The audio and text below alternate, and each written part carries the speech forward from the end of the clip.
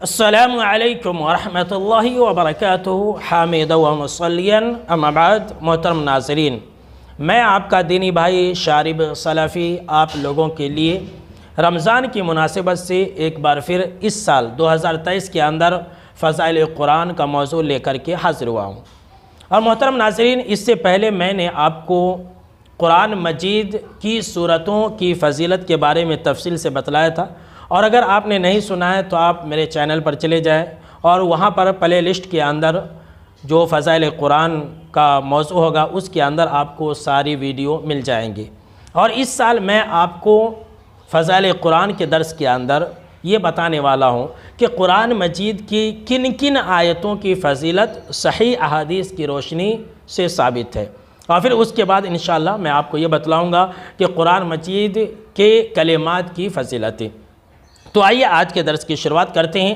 سب سے پہلے ہم آپ کو آج کے درس میں یہ بتاتے ہیں کہ قرآن مجید کے اندر دو آیتیں ایسی ہیں جس کے بارے میں آپ صلی اللہ تعالیٰ علیہ وسلم نے یہ کہا ہے کہ ان دونوں آیتوں کے اندر اسم اعظم موجود ہے۔ جی ہاں میرے دوستو، وہی اسم اعظم جس کے بارے میں آپ صلی اللہ تعالیٰ علیہ وسلم نے فرمایا صحیح حدیث کی روشنی میں کہ اسم اعظم کے ذریعے اگر کوئی انسان مانگتا ہے اللہ سے تو اللہ ضرور بھی ضرور دعا کو قبول کر لیتا ہے۔ تو ادھر ادھر بھٹکنے کی ضرورت نہیں ہے، آپ ان دونوں آیتوں کو لازم پکڑ لیں۔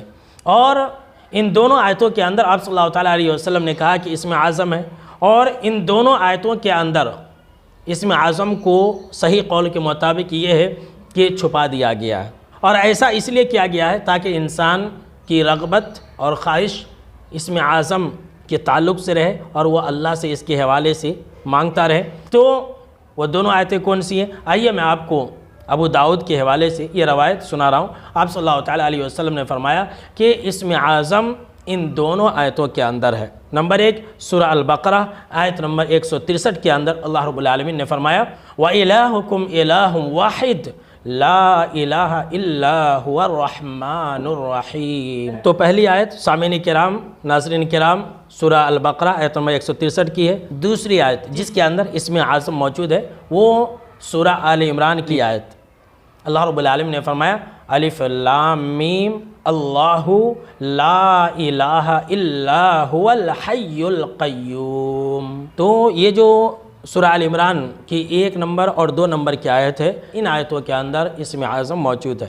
تو میرے دوستو، آپ کو جو بھی دعا مانگنی ہو، آپ اپنی دعا مانگنے سے پہلے یہ 2 آیت پڑھیں، اور ان 2 آیتوں کا وسیلہ لے کر کے آپ اللہ سے دعا کریں، اور یہ کہیں کہ اے اللہ، ان دونوں آیتوں کے اندر تیرا اسم اعظم مذکور ہے، اور میں تیرے اسم اعظم کے وسیلے سے، تیرے اسم اعظم کے صدقے توفیل سے یہ دعا مانگ رہا ہوں، اے اللہ تو میری دعا کو قبول کر دے۔ تو اب آخر میں اللہ رب العالمین سے ہم دعا کر رہے ہیں کہ اللہ ہم کو اور آپ کو قرآن مجید زیادہ سے زیادہ پڑھنے اور پڑھانے، سمجھنے اور سمجھانے کی توفیق عطا فرمائے، آمین۔